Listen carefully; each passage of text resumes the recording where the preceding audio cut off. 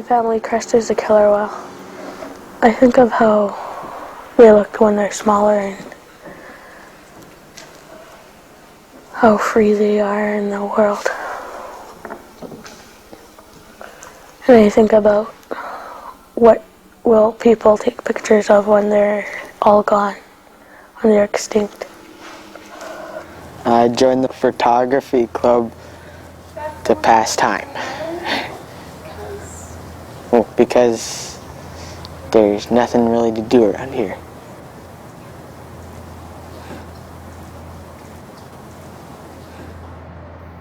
It's like having something to do when there's nothing to do at all.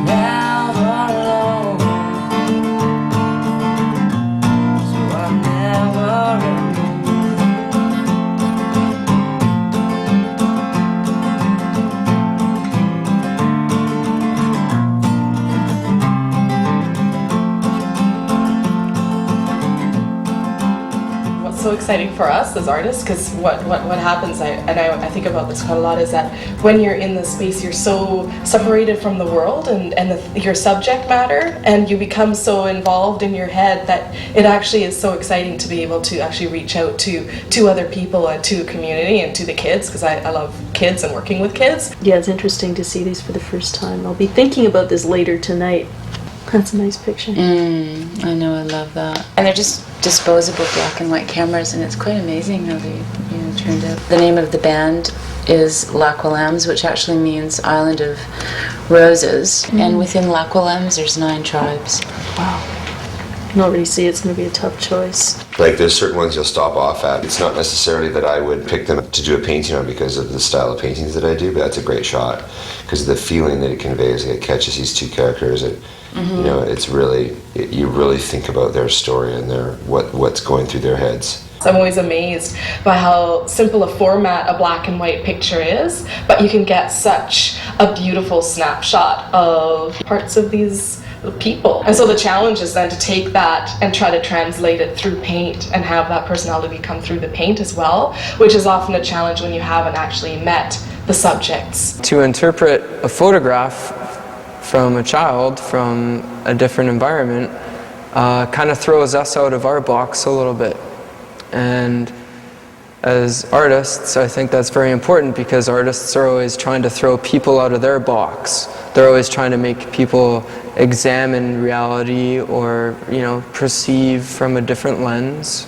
I really like this person who take these photos because they're looking, they're paying attention and they're looking. You constantly feel the motion of what they're doing. Nothing is straight, which I love, because nothing is straight. And you can tell there's some sort of they're actually going, okay, well, what is this device that I'm working with? Like, what's it supposed to do? That is great. Yeah, it's very beautiful up there. It's really part of the quintessential West Coast landscape. Are they a very isolated community? Yes, very much so. You have to go in by float plane. There's no roads into the community. It's by water access only. Is the idea when the totem falls that they're just to simply leave it to go back into the earth, right? That's exactly right. That's their tradition. Eric Helen looks like he's got a good eye. This is the one that I'm really drawn to, though, is this one. You know what? I think someone's picked one of that's great. all of That's the really kids. good for them. I know, I was worried about that. Yeah. One advantage of their experience, though, is that they kind of they got to use their imagination an awful lot more than any kid in town has to. And meanwhile, they've got all this natural wonder and so many things that are both touchstones to their history and their culture. and also much more natural springboards into spirit world, imaginary world, than we have here, where we're given really strict instructions as to where our imaginary mind is allowed to go. My crest is an eagle, a skeek. I take a picture of them and tell people what it's about, and that it's our culture of eagles, ravens, wolves. I like art because it's fun and you can do anything with it. It doesn't really have a specific thing that you have to work with. Makes me feel better.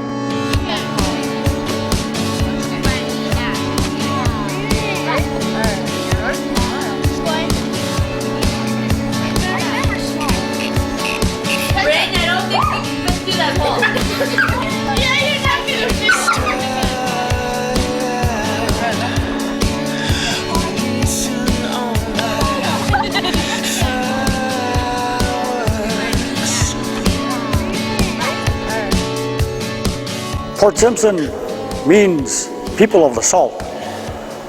We now have an Indian name for our village called Lac-Aux Lambs. Lac-Aux Lambs means Island of Roses.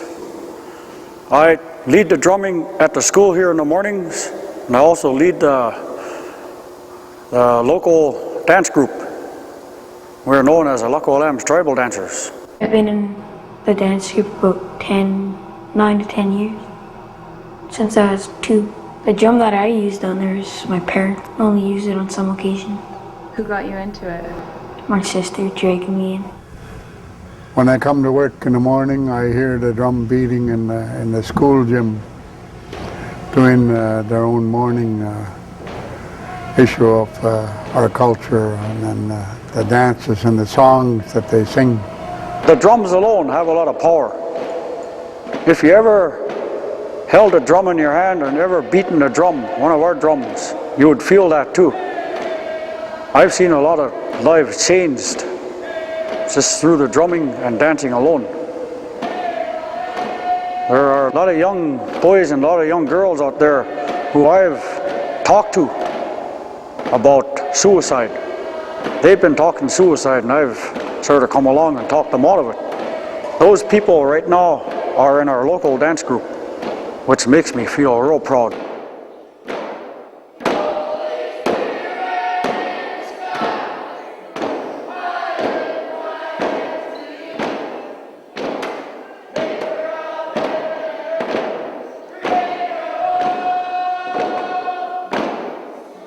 A few years back we had a lot of attempts of suicide, and you know, we've had quite a few suicides in it for teenagers, and you know, that was quite a hard time to go through in our community. And you know, even my own son a few years ago took his life, and he was only 17 years old, and you know, we couldn't figure it out why. I was like 8 when my brother committed suicide, 8 or 7, but yeah. And how did that affect you? It hurt a lot, but I'm trying to like still come out of it by keeping myself busy, like having a lot of fun, like going on trips with art stuff and band and basketball and other sports. Now we have a $10 million leisure center up there then, with a swimming pool with a 150-foot water slide in there, and I think the kids just love it. We didn't know if we could do it at the time, but we listened to our kids. We made a decision, and you know, over the years we built surpluses up, got involved with forestry, and you know, so you know, I'm not saying it's going to totally make a difference for our kids, but I think that is really helping and hoping that, you know, that we can get away from the suicide and attempts that we have. Well, I think it's really important to build our kids' self-esteem. I think this art project is going to really help our kids out and, you know, get out in the world and see what can be accomplished. My favorite picture is the one with the bone on it, and it had the feathers still attached to it. Had a piece of a tree in it and part of the mountain. That is a nice picture. I was waiting to see that one. I got one of my favorites, Miss Clark. Nice. I think it gives them a chance to reflect on their own culture, which they sometimes don't do and they take for granted, and gives them a chance to reflect on their own community and look at the beauty of it and to express it to other parts of the world. Not only will the students have an opportunity to work as a team together, but they'll also realize that working here, it's a ripple effect and it extends beyond here, and that's what this project is going to do as well, is extend beyond this community and to another coastal community, to Vancouver, which is kind of a polar opposite.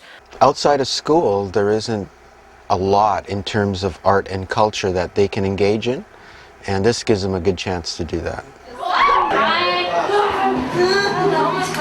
Oh, the anticipation. We're waiting patiently for a cab to come up this way. As you can see, they're excited. What's up, man? I want you to exercise good judgment, listen to the staff here, and to think before you do anything. And also to stick together. Okay, you're going into a very big city, stick close together and don't wander off anywhere, okay? Good luck.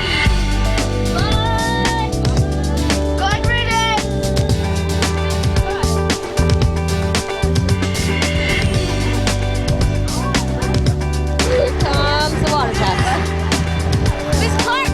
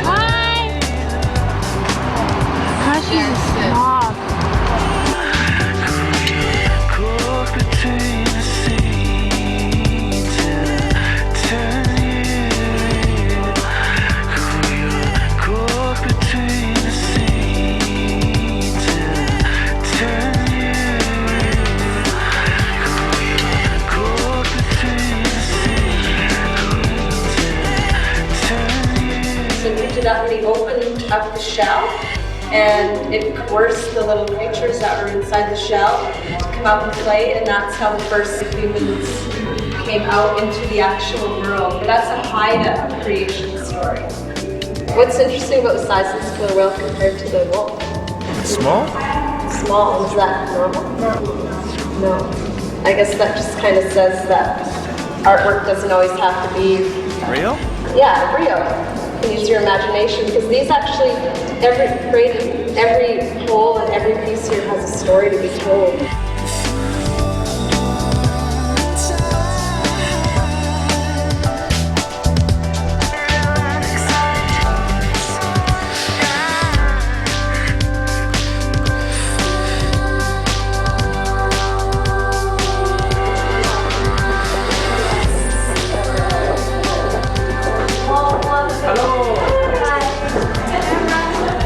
For today's workshop, I thought it'd be kind of cool to integrate photography a little bit, and I'm not really looking for you guys to make a certain thing.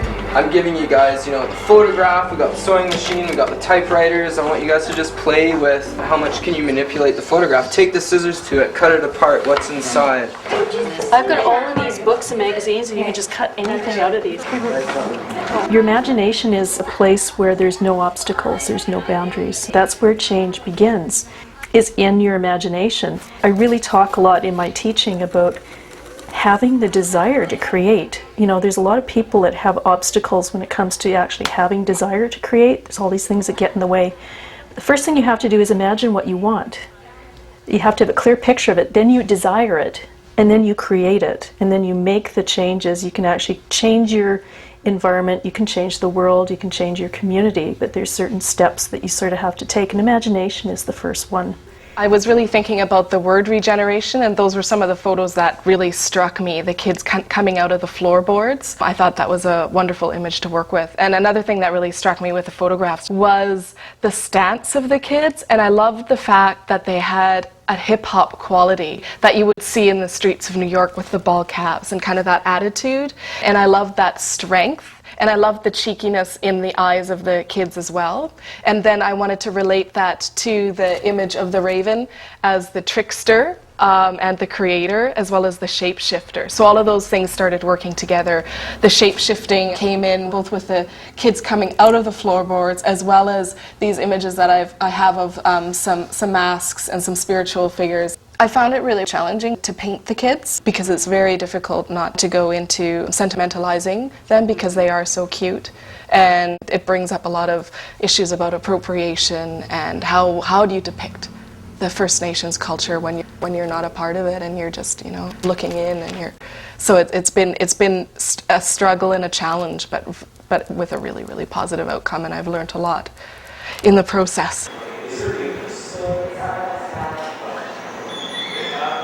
Well, the title of this art show, 11 Disposable Cameras, One Indispensable Nation, is quite fitting if we think about the past generations of First Nations people and the idea that perhaps the culture in itself was disposable and easy to get rid of and degrade into the earth like something useless. In actuality, it's not, and our generations have proved that, and it's this new generation of youth that are bringing the values of the First Nations culture back to life.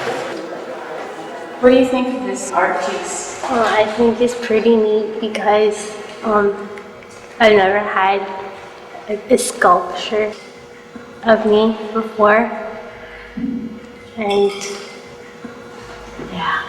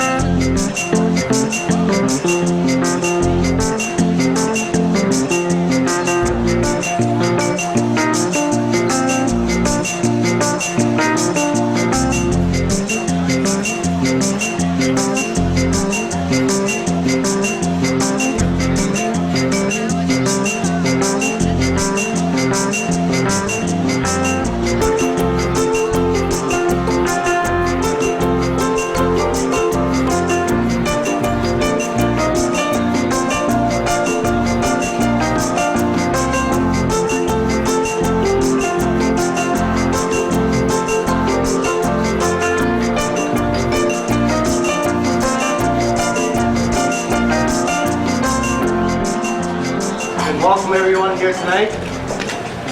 We have a great turnout here tonight to this event. We live in a remote area 30 miles north of Prince Rupert. And for our kids to be down here to witness something like this here and them being part of it, we're very excited about it. Now look at the pictures here. We've got some people that we deal with and our companies there, and I expect it's companies that we deal with to buy some of these pictures for us.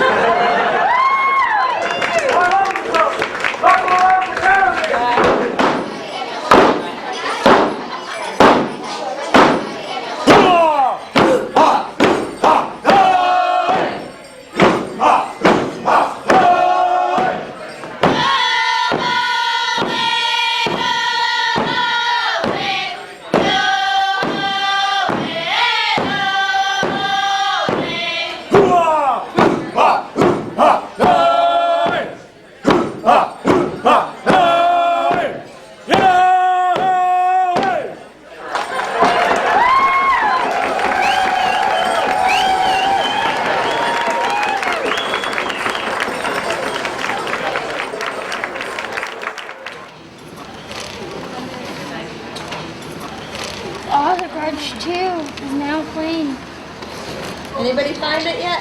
Nope. I found Art and Life. Oh, it's probably in that section. Art and Life, okay, I see it. Young at Art. What does it say? Children of Tiny, Port Simpson, pack a big punch, in art exhibit. Awesome. The highlight on the trip that I liked the most was being able to meet the artists that made our pictures. The opening was really awesome, but I was scared to sing in front of everybody. Especially with our little group. We usually sound louder with everybody there, but that wasn't our whole dance group. Well, mostly the plane right down there. It's my first time going on a jet. When we came back from the trip, which was overwhelming for the kids and for myself, because it was such a wonderful opportunity, a lot of them had this energy level that I never saw in them before. It was a real positive influence for them, and when they came back from this trip, they did feel real confident. I loved being with all our friends down there because we had so much fun at the art gallery, and Christian's work was so awesome. I like going to the museums and getting a whole bunch of stuff because we've seen what our ancestors made in Vancouver. At the Anthropology Museum, yeah. And then I bought a few gifts there for my relatives too. For my sisters, and my mom and dad, and my brother. They all got something from that museum. This community is relatively unknown. We're not really on any maps. Unless you know of this place, then you wouldn't be able to find it on a general map. And I think that this project started to create awareness of the communities up north and the communities that most people don't realize even exist. Okay, like I was saying, Katrina, Catherine, Brittany, and Elizabeth, and some other grades 7 and 8s, they did an art project with photography, and they took pictures of Port Simpson, and then there was a big art show in Vancouver, and then they sold the artwork. They got to sell their pictures. The money that Katrina and Elizabeth and some other students raised is what is funding this project. We bought some cameras to take these pictures, and today and for the rest of the 2 weeks, these ladies are helping you all make some really cool art while they're learning.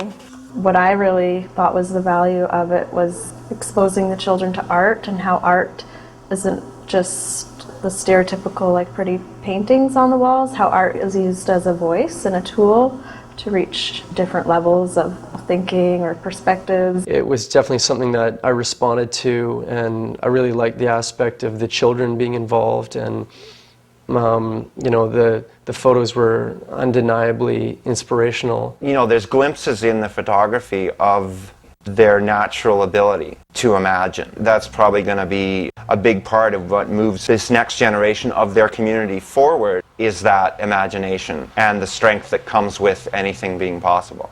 It's nice to see that our culture is alive and well. You know, the 9 tribes that pertains to this community has not dwindled away from it. And it's going to continue for years to come.